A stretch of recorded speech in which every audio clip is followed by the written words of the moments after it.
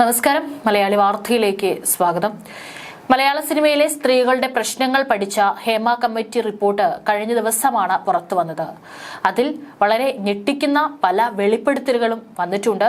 അതിൽ ഇരയുടെയും അതുപോലെ തന്നെ ആരോപണം ഉയർത്തിയിട്ടുള്ള ഈ ഒരു നടന്മാരുടെയും അതുപോലെ തന്നെ മറ്റ് സംവിധായകരുടെ എല്ലാം തന്നെ പേരുകൾ ഒന്നും തന്നെ വെളിപ്പെടുത്തിയിട്ടില്ല. ഏതായാലും വളരെ ക്രൂരമായ പല കാര്യങ്ങളുമാണ് സിനിമാ മേഖലയിൽ നടക്കുന്നത് എന്നുള്ളത് ഈ ഒരു റിപ്പോർട്ടിൽ നിന്ന് നമുക്ക് വ്യക്തമാണ്. ഇതുവരെയായിട്ടും അധികം സിനിമാ മേഖലയിലുള്ള ആരും തന്നെ ഇതിനെതിരെ പ്രതികരിച്ചുകൊണ്ട് രംഗത്ത് വന്നിട്ടില്ല. പക്ഷേ കഴിഞ്ഞ ദിവസം തന്നെ ഇതിനെതിരെ പ്രതികരിച്ച് നടൻ ആസിഫ് അലി രംഗത്ത് വന്നിരുന്നു. ഹേമ കമ്മിറ്റിക്ക് മുൻപിൽ തങ്ങളുടെ അനുഭവങ്ങൾ മൊഴിയായി നൽകിയവരെ ബഹുമാനിക്കുന്നെന്ന് പറഞ്ഞ ആസിഫ് അലി അവർക്ക് എല്ലാ പിന്തുണയും നൽകുമെന്നും അറിയിച്ചിട്ടുണ്ട്. റിപ്പോർട്ട് വായിക്കാതെ കൂടുതൽ പറയാനില്ല. സിനിമാ രംഗത്ത് എല്ലാവർക്കും തുല്യത ഉറപ്പുവരുത്തണം. മൊഴി നൽകിയവർക്കൊപ്പം തന്നെയാണ് നിൽക്കേണ്ടത്. അവരുടെ പ്രശ്നങ്ങൾ പരിഹരിക്കപ്പെടണമെന്നും ആസിഫ് അലി പറഞ്ഞു. ഹേമ കമ്മിറ്റി റിപ്പോർട്ട് പഠിച്ച ശേഷം പ്രതികരിക്കാമെന്നാണ് മറ്റു ചില നടന്മാരും അതുപോലെ തന്നെ മേഖലയിലുള്ളവരെല്ലാം തന്നെ പറഞ്ഞിട്ടുള്ളത്. ആ ഒരു അവസരത്തിലാണ് നടൻ ആസിഫ് അലി ഇരയ്ക്കൊപ്പമാണ് അല്ലെങ്കിൽ ഈ പ്രശ്നങ്ങൾ പറഞ്ഞിട്ടുള്ള നടിമാർക്കൊപ്പം തന്നെയാണ് ഉറച്ചു നിൽക്കുന്നതെന്ന് ആരെയും ഭയക്കാതെ തന്നെ തന്റെ നിലപാട് വ്യക്തമാക്കിക്കൊണ്ട് രംഗത്ത് വന്നത്. ഏതായാലും ആസിഫ് അലി നടത്തിയിട്ടുള്ള ഈ ഒരു നിലപാട് വ്യക്തമാക്കലിനോട് വലിയ രീതിയിലുള്ള അഭിനന്ദനമാണ് ജനം നൽകുന്നത്.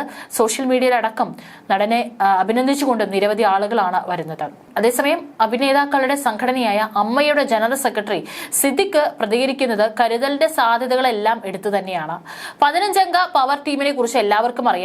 അതെല്ലാം ആരോപണങ്ങളായി മാത്രം ഒതുങ്ങും. എന്നാൽ പീഡന പരാതികളിൽ അന്വേഷണം വന്നാൽ പല പ്രമുഖരും കുടുങ്ങുമെന്ന് അമ്മയ്ക്ക് അറിയാം. അതുകൊണ്ടാണ് ഈ ഘട്ടത്തിൽ പ്രതികരണത്തിൽ മിതത്വം കൊണ്ടുവരുന്നത്. 51 പേരാണ് മൊഴി നൽകിയത്. ഇതിൽ ആരെല്ലാം പീഡനാരോപണം ഉന്നയിച്ചു എന്നത് ഇനിയും പുറത്തു വന്നിട്ടില്ല. മൊഴികൾ പൂർണ്ണ രൂപത്തിൽ പുറത്തു വരില്ലെന്ന വിശ്വാസം വിവിധ സിനിമാ സംഘടനകൾക്കുമുണ്ട്. അതുകൊണ്ടാണ് അമ്മയും ഫെഫ്കയും അടക്കം ആത്മവിശ്വാസത്തോടെ നിലപാടുകൾ എടുക്കുന്നത്. അതിൽ താരരാജാക്കന്മാർക്കെതിരെയാണ് ആരോപണം കൂടുതലെന്ന് എല്ലാവർക്കും അറിയാവുന്ന കാര്യവും. അതുകൊണ്ടാണ് അമ്മയുടെ ജനറൽ സെക്രട്ടറിയും കരുതലോടെ പ്രതികരിക്കുന്നത്. സെൻസിറ്റീവായ കാര്യമാണിത്. ഒരു വാക്ക് പറയുമ്പോൾ സൂക്ഷിക്കേണ്ടിയിരിക്കുന്നു. അറിയാതെ എന്തെങ്കിലും പറഞ്ഞു പോയാൽ പ്രത്യാഘാതങ്ങൾ ഉണ്ടാകും. വിശദാംശങ്ങൾ അറിവായിട്ടില്ല. ഏത് തരത്തിലാണ് ഞങ്ങളെ ബാധിക്കുന്നതെന്നോ ഏത് കാര്യത്തിലാണ് മറുപടി പറയേണ്ടതെന്നോ ഉള്ള കാര്യത്തിൽ ധാരണയില്ല. ആർക്കെതിരെയാണ് പരാതി പറഞ്ഞിട്ടുള്ളത്, എന്താണ് വിവേചനം എന്നതിനെ എല്ലാം കുറിച്ച് പഠിക്കേണ്ടിയിരിക്കുന്നു എന്നാണ് അമ്മയുടെ പ്രതികരണം.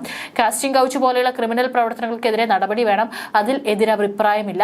തെറ്റുകൾ ഉണ്ടായിട്ടുണ്ടെങ്കിൽ തിരുത്തും. അതിന് സാവകാശം വേണം. അമ്മ ഷോയുടെ റിഹേഴ്സൽ നടക്കുകയാണ്. ഇപ്പോൾ അതിനാണ് പ്രാധാന്യമെന്ന് സിദ്ദിഖ് പറഞ്ഞു. അതായത് അമ്മയുടെ ഷോ കഴിയും വരെ നേതൃത്വം ഇതിനോട് പ്രതികരിക്കില്ല. റിപ്പോർട്ട് പുറത്തുവിടുന്നതിനെതിരെയുള്ള നിയമ പോരാട്ടത്തിൽ ഭാഗമായിട്ടില്ലെന്നും പൊതുസമൂഹത്തെ ധരിപ്പിക്കാനും കരുതലെടുക്കാം. ഹേമ കമ്മിറ്റി റിപ്പോർട്ടിൽ മൊഴിയായി രേഖപ്പെടുത്തിയത് എന്തെന്ന് അറിയാത്ത സാഹചര്യം മൊഴി കൊടുത്തവർക്ക് പോലുമുണ്ട്. നടി രഞ്ജിനിയുടെ ഹൈക്കോടതിയിലെ നിയമ പോരാട്ടത്തെ ഈ തരത്തിൽ വ്യാഖ്യാനിക്കുന്നവരും മലയാള സിനിമയിലുണ്ട്. ഏതായാലും മലയാള സിനിമയിൽ കരുതൽ ഈ റിപ്പോർട്ട് കൊണ്ടുവരും. പരിശോധനയ്ക്കും പരാതി പരിഹാരത്തിനും സർക്കാർ സംവിധാനം വന്നേക്കും. ഈ സാഹചര്യത്തെ പുതുമുഖ നടിമാർ പ്രതീക്ഷയോടെയാണ് കാണുന്നത്. സഹതാരങ്ങളോട് കൂടുതൽ ഉത്തരവാദിത്തം നടന്മാരും ഇനി പുലർത്തും.